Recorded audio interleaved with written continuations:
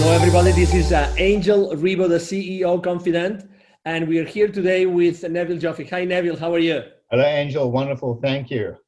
So Neville Joffe, as you probably already know, he's an author, he's an executive educator, and he's been teaching financial literacy and business mastery for more than 25 years to more than 20,000 people worldwide for these very, very large corporations.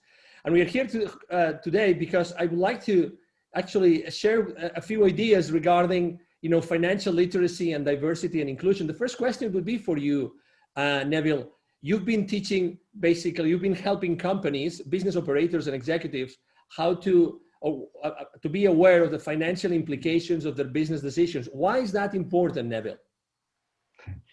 Angel, shareholders and investors in corporations have a certain vision about what they want to see in return for their investment. And it may surprise a lot of people to know that investors in large corporations in particular don't really care that much about what the company does. I mean, you think about people who buy shares in a wine company or a beer company may not even drink wine or beer. So it's not really about the product, it's about the return they get on the investment. And to that end, everyone in the organization needs to understand the financial implications of what they do and how they link or how they align, if you will, to what shareholders expect from their investment. Because people tend to work in silos. They need to see the bigger picture and understand how to join all the dots between what they do and what the shareholders see in their financial statements.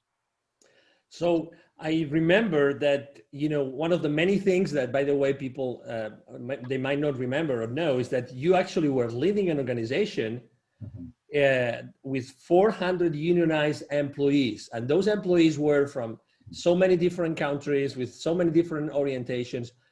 What did that role, that diversity on your company, what role did it play in your company? Wow, Angel, in those days, we didn't even know the word. I'm going back more than 25 years. In fact, close on 30 years when I started this. We'd never heard of the word diversity. We'd never heard of the word inclusion. It's just something that some people did or some people didn't do. There was no legal requirements, anything in those days. There was not even an awareness of it.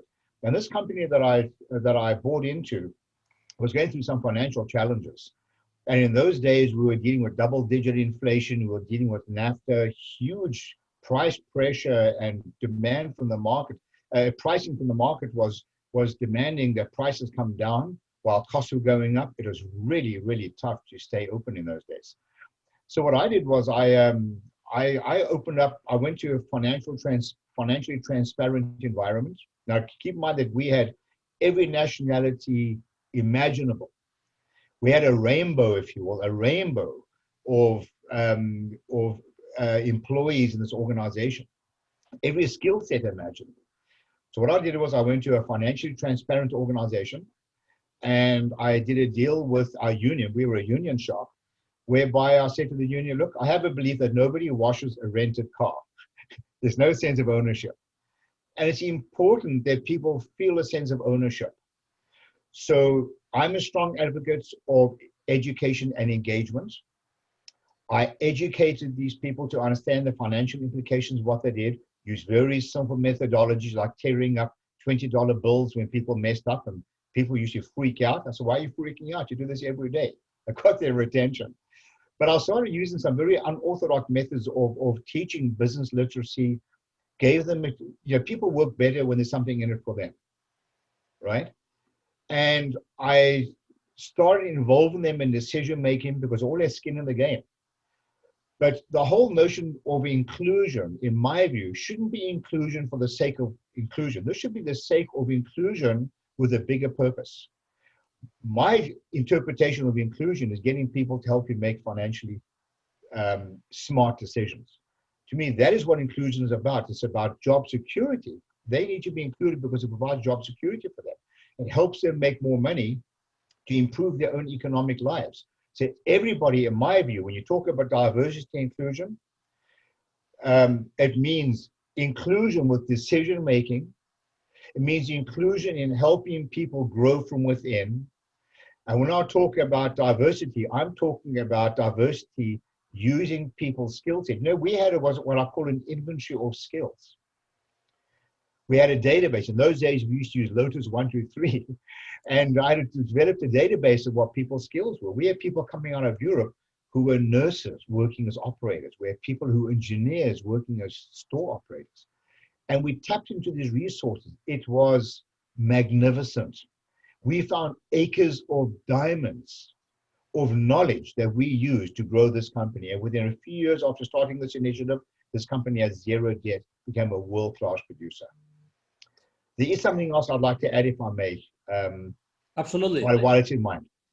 The companies I've worked with over the last 25 years, a lot of multinational companies, I can tell you that those companies that I've worked with, that practice diversity and inclusion to the level that I'm talking about, not just because it's a legal thing or it's something which they have to do, it's something that they want to do, are significantly more profitable with lower staff turnover than those companies that don't practice this.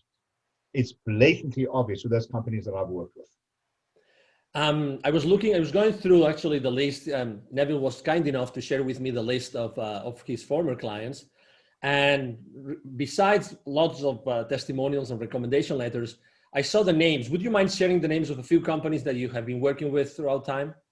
Well, these are the companies who practice this type of thing. This is a matter of culture. People like Toyota, Hallmark Cards, Campbell's Soup.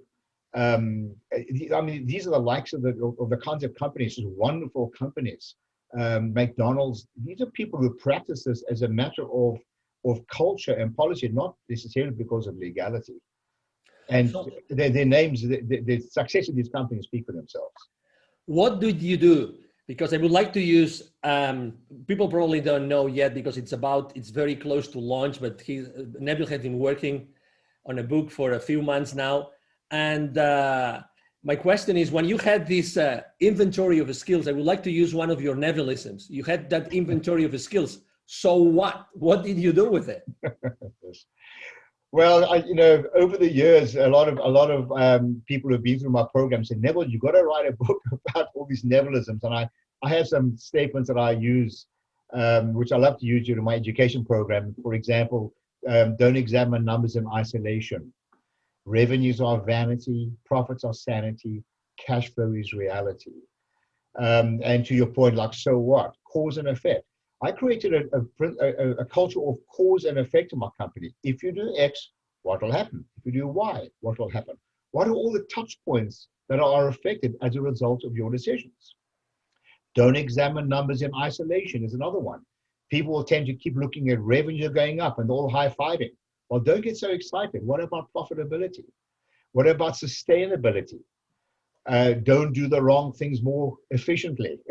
We have to keep re-examining what we do. What worked for you several years ago may not work for you today.